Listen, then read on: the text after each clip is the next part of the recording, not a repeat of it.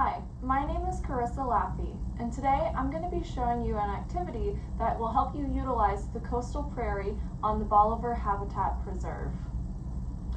The Prairie Bird Walk is designed for students ages kindergarten through 2nd grade, and it is best done throughout the summer months.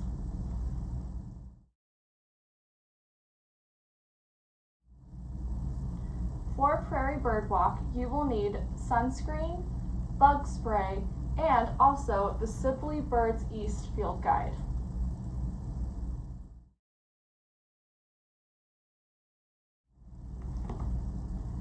The best time to go on your Prairie Bird Walk is in the early morning when there are more birds and it is also cooler for your students to be outside.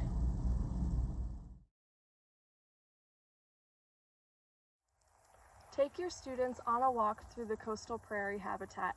You will be looking for birds such as mockingbirds, shrikes, eastern meadowlarks, scissortail flycatchers, harriers, and sparrows. At first, the landscape will look very quiet and not have very much variation. You're going to be looking for movement or anything that's sitting on top of lines or perched on top of trees. Remember to walk quietly and slowly and allow the landscape to come alive before your eyes. Once you have found the different types of bird species, discuss with your students the different types of flights that you witness, the different bills that you see, or maybe the different colors or behaviors that the birds have. You are really going to hone in on your students' skill of observation. And after no time, after looking at all the different bird species, your students will be able to identify them not at school only, but also when they're with their parents or maybe driving in a car across the peninsula. Encourage your students to spend their time looking and listening, and this will sharpen their cognitive level of observation. And this is a really important skill that scientists and also that artists use.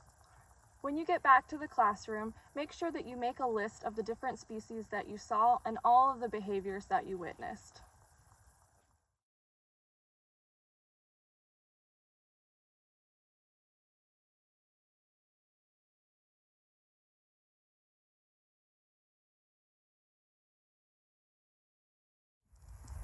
First, gather your students and tell them that they are going on a walk through the coastal prairie to look for birds. You want to gather them up and have them all apply bug spray and sunscreen. And then you are going to establish some hand signals with them so that the students will know that they have to walk quietly through the prairie, and when they see a bird, to use those hand signals to show that they have seen one.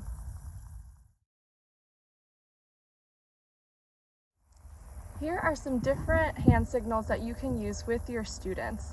The first is if you witness some movement happening along the prairie, you can use 2 fingers to point at where that movement is coming from. And that'll allow your students to know that they need to look at that area and watch. If you happen to see a bird flying, you can use your hands to make a bird signal to show where that bird may be flying. So if the bird is overhead, maybe you can lift your hands overhead, just like this. The last signal that you can use is if you are listening for a bird song. Sometimes there's a lot of noises that are going around, even maybe amongst your students, they may be talking out there. So in order to show them that we need to be listening for a bird sound, you can just use your hand up on your ear like this.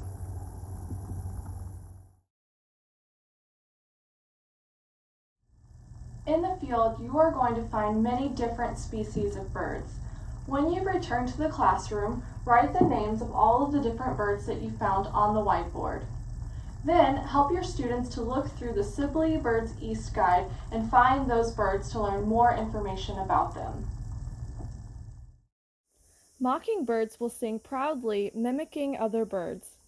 You will not be able to miss their bright white wing bars flashing as they move from tall places to the ground in search of food. The northern mockingbird will be busy and easy to find around the prairie on fence posts. Loggerhead shrikes like to perch on taller sticks, wires, and shrubs. They are boldly marked across their face with a black mask. They are efficient predators looking for lizards and other prey such as insects. You may hear them singing, but most likely you will see them sitting and waiting on wire. Scissortail flycatchers cannot be missed in flight.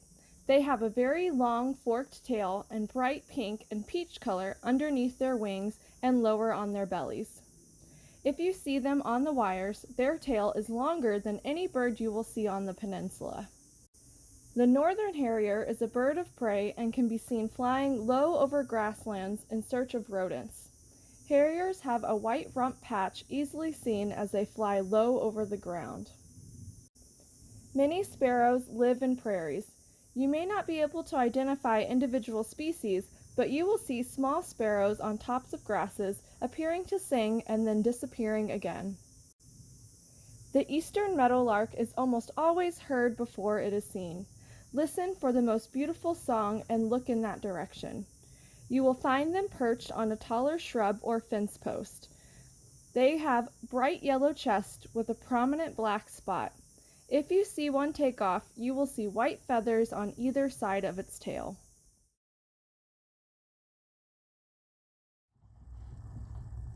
The most important skill that your young, budding scientists and artists will practice is the skills of observation. You can do 3 things while you're birding in order to strengthen their skills of observation. First, you can engage your students while they are birding, and you can point their attention to birds that may be flying by or call their attention to the different songs that they are hearing. The next thing that you can do is ask your students questions. You can ask them things like, how many different bird songs did the mockingbird sing? Or you can ask them, why does a harrier look down and scan the ground while it's flying overhead? The last thing that you can do is engage your students in games or activities. And this could be anything from counting how many different bird species they see when they turn in one complete circle, or it could be having them mimic the songs of all the birds that they hear, just like the mockingbird would.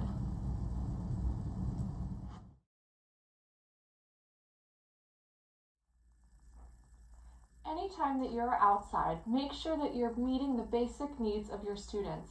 Every student should have on bug spray, sunscreen, and be dressed appropriately.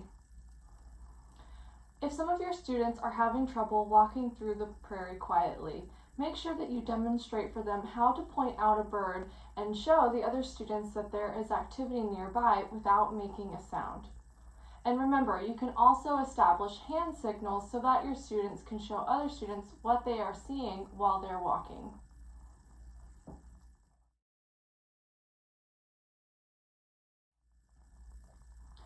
Prairie Bird Walk can easily be adapted to older audiences.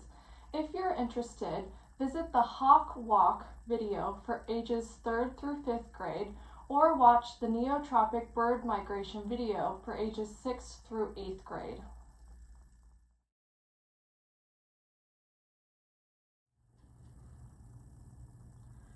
As you're closing the lesson, ask your students to share their experience while walking through the prairie. You can ask them questions such as, did you see more or less birds than you expected? You can also ask them, if we went and visited a different habitat like the beaches and dunes, what different kinds of birds do you think we would have seen? You can also ask your students, what was your favorite bird that you saw today and why is it your favorite bird? Lastly, you can ask them, how many different behaviors did we witness on our bird walk today?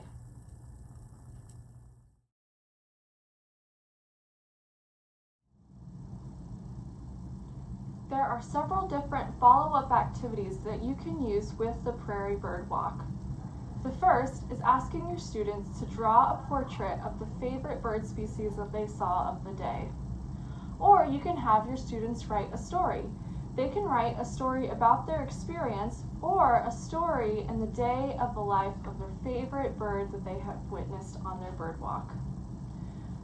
This activity is also suitable for year-round, so you can take your students out on the preserve and go birding each season of the year. Then, at the end of the school year, you can compare similarities and differences between the different seasons. You can ask questions like, which species did you see during each season and did they differ? Or you can ask them about the quantity of birds that they saw across seasons.